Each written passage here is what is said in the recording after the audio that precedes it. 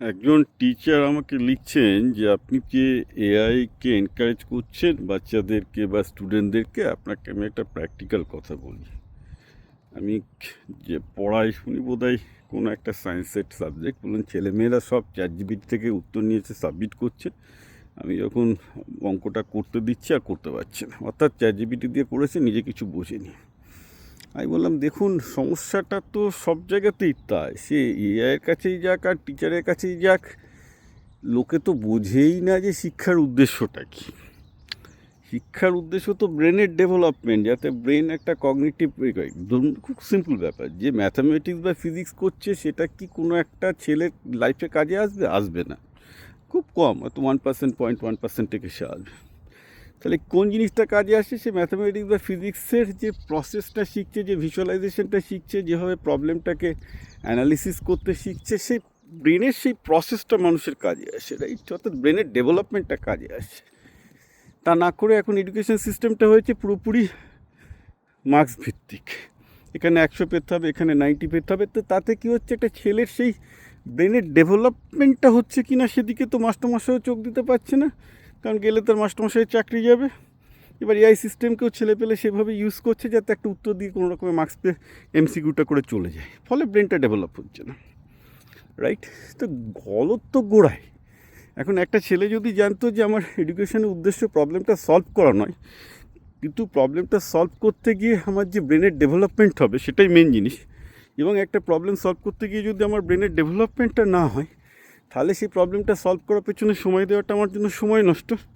সেটা থেকেও বুঝতে পারছে না, বা আমরাও বুঝতে পারছি না, কারণ তারাও মুখস্থ করে, যে কজন সরকারি চাকরি পাচ্ছে মুখস্থ করে পেয়েছে। ব্রেনের যে ডেভেলপমেন্ট হওয়া দরকার, একটু যে চিন্তাশীল বৃত্তি হওয়া দরকার, কারণ আমরা এআই যুগে প্রবেশ করেছি। এখানে যদি থিঙ্কিং হিউম্যান বিং তৈরি না হয়, কিছু হবে না। নিড বা আইটি যেই জন্য একটু থিঙ্কিং ক্যাপেবিলিটি, ক্রিটিক্যাল ক্যাপেবিলিটি না আসলে হবে না। এই চিন্তাগুলোই তো নেই, তাহলে কী করে হবে? বাবা মা বলছে মেয়ের ছেলেটাকে অঙ্ক শিখিয়ে দাও, ইংরেজি শিখিয়ে দাও, হয়ে গেল। শিখিয়ে দাও মানে মুখস্থ করে পরীক্ষায় পাশ করে দাও। ব্রেনের ডেভেলপমেন্টটা নিয়ে কেউ ভাবছে না। যদি প্রথম থেকে এরকম একটা কনসেনসাস থাকতো, লোকে বুঝতো যে এডুকেশন মানে ব্রেনের ডেভেলপমেন্ট, যে আমার বাচ্চাটা চিন্তা করতে পারছে কি না, সেটা প্রবলেম সলভ করতে পারছে কি না, সেটা একটা বাজারের প্রবলেম হতে পারে, ব্যক্তিগত জীবনের প্রবলেম হতে পারে, যা হতে পারে, সে গুগল করে আজকের দিনে জেমিনির কাছে গিয়ে, চ্যাটজিপিটির কাছে গিয়ে, এআই থেকে জিজ্ঞেস করে, সব জায়গা থেকে জিজ্ঞেস করে একটা সলিউশন বার করতে পারছি না।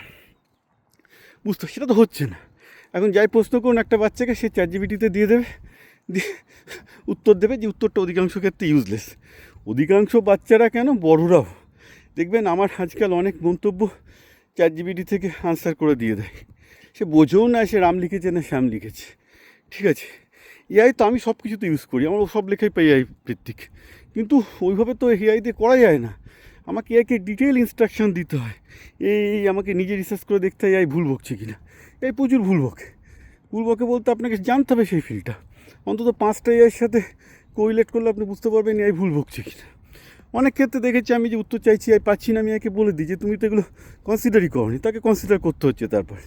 তো ব্যাপারটা হচ্ছে কি, যে যেটাই বলতে চাইছি, যে এআই যাই করুক না কেন, প্যারালাল হিউম্যান ডেভেলপমেন্ট, ব্রেনের ডেভেলপমেন্টের কাজটা কিন্তু দরকার। এবার আমি বলছি এআইকে টিচিং মোড ইউজ করতে হচ্ছে। আমার দুটো চ্যানেল আছে, একটা বিপ্লব 2000 আর একটা জীবন জীবিকা বলে, আর একটা পোকোমো বলেছিল। তো ওই পোকোমোতেও দেখবেন আছে, জীবন জীবিকাতেও আছে। বেসিক্যালি আমার অনেকগুলো ক্লাস আছে যেখানে আমি বাচ্চাদের ক্লাস নিয়েছি, দেখিয়েছি যে বাচ্চাদের কী করে প্রশ্ন করতে হবে। এআইকে যদি বলে দাও যে তুমি আমাকে উত্তরটা বলে দাও, তো এআই উত্তর বলে দেবে, তাতে তো ব্রেনের ডেভেলপমেন্টই হবে না। তো মেন ব্যাপার এডুকেশনের উদ্দেশ্য কী, শিক্ষার উদ্দেশ্য কী, সেটাই একটা পশ্চিমবঙ্গ কেন গোটা ভারতের লস্ট কেস। কারণ সবাই কোনো রকমে আর একটা দিন উত্তরানোর চেষ্টা করছে, এটা করলে চলবে না। আমি এটা বারবার করে বলেছি, আমার ইউটিউব চ্যানেলে বারবার করে বলছি, এআইটাকে টিচিং মোড ইউজ করো। টিচিং মোড ইউজ করো মানে এআইকে টিচারের মধ্যে জিজ্ঞাসা করো, আমি প্রবলেমটা সলভ করবো, আমাকে সলভ করবে না, আমাকে হিন্টস দাও, এই প্রবলেম সলভ করার জন্য আমাকে কী বুঝতে হবে, কী কী এলিমেন্ট আছে বুঝতে হবে, বুঝিয়ে দেবে, দুর্দান্ত টিচারের মতো বুঝিয়ে দেবে। সেটা না করে যদি শর্টকাট নিয়ে বলে প্রবলেমটা সলভ করে দাও, কিছুই বুঝবেন। আর বাইরে এই প্রবলেমটা শুধু বাচ্চাদের নয়, সফটওয়্যার ইঞ্জিনিয়ারিং থেকে শুরু করে সব বিজনেসে এক অবস্থা। আমি হয়তো কোনো একটা আমার ইভেন বিজনেস কলিগকেও জিজ্ঞেস করলাম, এটা কি হবে, চ্যাট জিপিটি থেকে করে দিয়ে দিল। আমি তো সঙ্গে সঙ্গে তাকে খিস্তি মারি, তুই নিজে যে কটা লাইন লিখবি চ্যাট জিপিটি থেকে আমাকে উত্তর দিবি না, বা জেমিনাই থেকে উত্তর দিবি না। First understand what you sent, much of your sense is useless. তো এটা সব জায়গাতে এখন চলছে পুরো ব্যাপারটা। তো শুধু ছাত্রদের দোষ দিয়ে লাভ নেই। এবার যারা এইসব করবে তারা তো চাকরি পাবে না, কারণ তারা চিন্তা করতে পারছে না, আরও পিছিয়ে যাচ্ছে। এবার এআইকে আমি কখনোই এদেরকে বলবো না যে এরা এআই ইউজার, এরা এআইকে ইউজ করতেই জানে না। এআইকে ইউজ করতেই জানে না, একে ভুল ইউজ করছে।